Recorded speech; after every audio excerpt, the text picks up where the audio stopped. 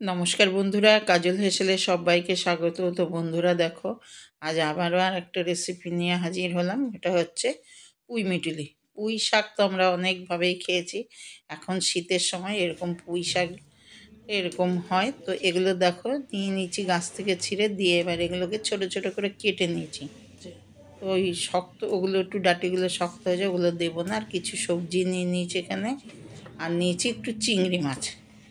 তো আলু, বেগুন, সিম আর চিংড়ি মাছ, আর হচ্ছে একটা পেঁয়াজ কুচিয়ে নিয়েছি। তো পেঁয়াজ আর এবার চিংড়ি মাছটা একটু নুন আর সামান্য হলুদ দিয়ে মেখে নেব।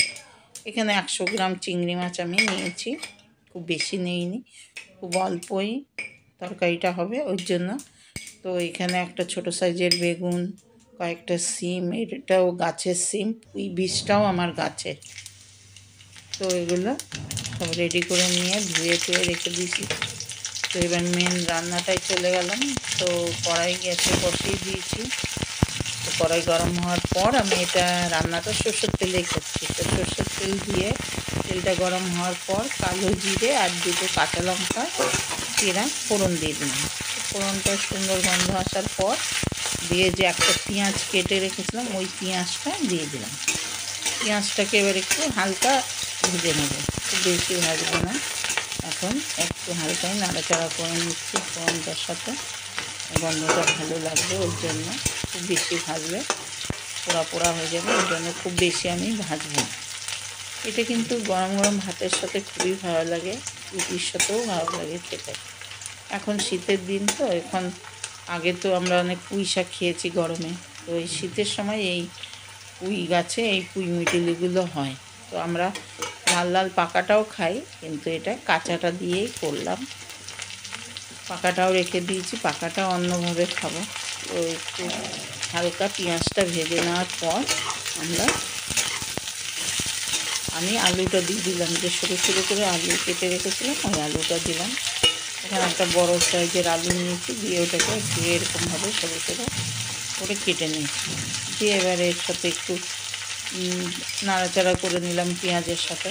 দিয়ে এবার দেখো নুন হলুদ মাখিয়ে রেখেছিলাম যে চিংড়ি মাছটা, তো অল্পই তো ওই জন্য আলাদা করে আর এটাকে আমি আর ভাজলাম না, একসাথে এই আলু পেঁয়াজের সাথেই ভেজে নিচ্ছি। আর খুব বেশি যদি আলাদা করে ভাজি মানে একটু যদি শক্ত হয়ে যায় খেতে ভালো লাগে না, ওই জন্য এই আলু পেঁয়াজের সাথেই ভেজে নিচ্ছি। এতে কিন্তু খেতেও ভালো লাগবে আর গন্ধটাও ভালো থাকবে। বেশি ভাজা হয়ে গেলে একটু গন্ধটা অন্যরকমও হয়ে যায়। তো এটা একটু নাড়াচাড়া করে একটু ভাজা ভাজা করে নেওয়ার পর এখানে সিম আর বেগুনটা দিয়ে দিলাম। এখন বেগুনটাও সরু লম্বা করে কেটেছি, সরু সরু করে। আর সিমটাও দেখো সরু, এই নলডোব সিম, এটা আমার বাড়িতে ছাদে হয়েছে। হ্যাঁ, আমি প্রত্যেক বছরই লাগাই। তো ওই সিমটাই হয়েছে, এই সিমটা বেশি ভালো লাগে, দানাগুলো খুব বড় বড় হয়। তো দেখো এই সিম আর বেগুন দিয়ে আর নুন হলুদ দিয়ে দিলাম, দিয়ে এবার এটাকে বেশ করে একটু ভাজা ভাজা করে নেবো, বা আমি একটু মজিয়ে নেবো। বেগুনটা আর আলাদা করে ভাজলাম না, কারণ যেহেতু এই পুঁই বীজের সাথে রান্নাটা হবে, ওই জন্য পুঁই বীজ দিয়ে তো রান্নাটা করবো, ওই জন্য খুব একটা আলাদা করে ভেজে রাখলাম, একসাথেই দিয়ে দিলাম। তো দেখো একটু মজতে দিলাম, নাড়াচাড়া করে বেশ সব মিশিয়ে নিয়ে একটু ঢাকা দিয়ে দিলাম, তাহলে একটু তাড়াতাড়ি সেদ্ধ হয়ে যাবে। দেখো একটু ভাজা ভাজাও হয়ে গেছে, একদম তেলটা খুব কমই হয়েছে ওই জন্য। কিন্তু অনেক সময় কী হয়, বেগুনটা কিন্তু তেলটা টেনে নেয়, পরে হয়তো তেলটা ছাড়বে, তখন মনে হবে তরকারিটা একটু তেল তেলে। তো দেখো একটু ঢাকা দিয়ে মজিয়ে নিয়ে 2 মিনিট পর আবার ঢাকনা খুলে দিয়ে নাড়াচাড়া করে এবার এই পুঁই বিচিগুলো দিয়ে দিলাম। এটা একদমই আমার মানে দুই একটা হয়তো পাকা পড়েছে, কিন্তু সবই সবুজ দেখেই নিয়েছি আমি। তো দেখো এবার এর সাথে একটু নাড়াচাড়া করে নিয়ে আবারও একটু ঢাকা দিয়ে রাখবো। খুব বেশি সময় লাগে না এটা রান্না করতে। তো ঢাকা দিয়ে ওদিকে মজতে দিয়ে এদিকে একটা মশলা বানিয়ে নেবো।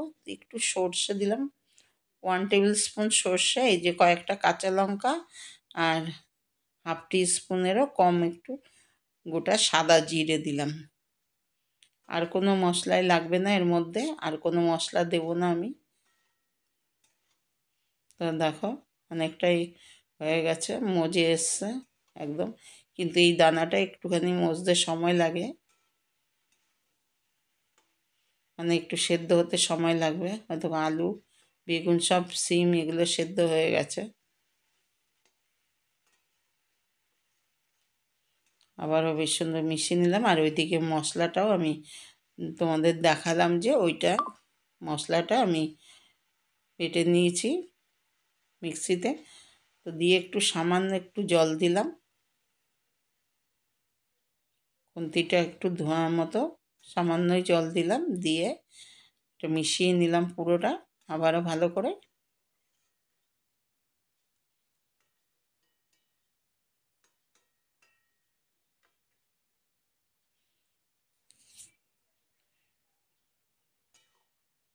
মিশিয়ে নিয়ে আর ঢাকা দিলাম না।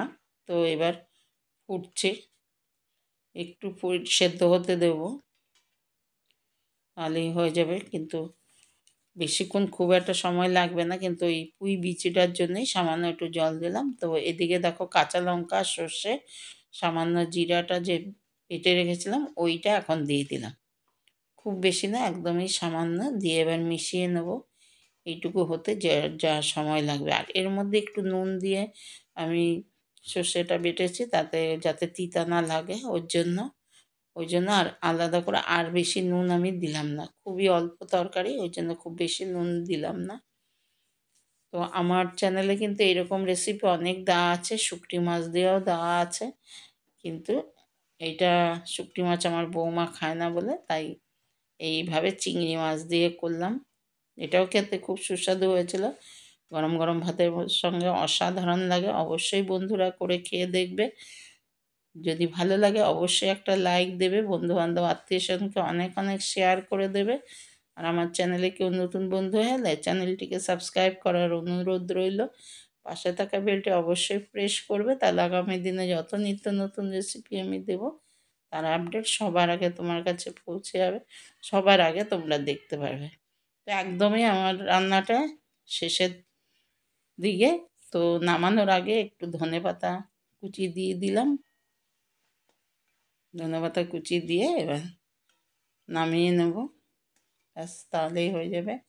কড়াই থেকে নামিয়ে একটা বোলের মধ্যে সার্ভ করে নেব, ওখান থেকে দিতে সবাইকে পরিবেশন করতে সুবিধা হবে।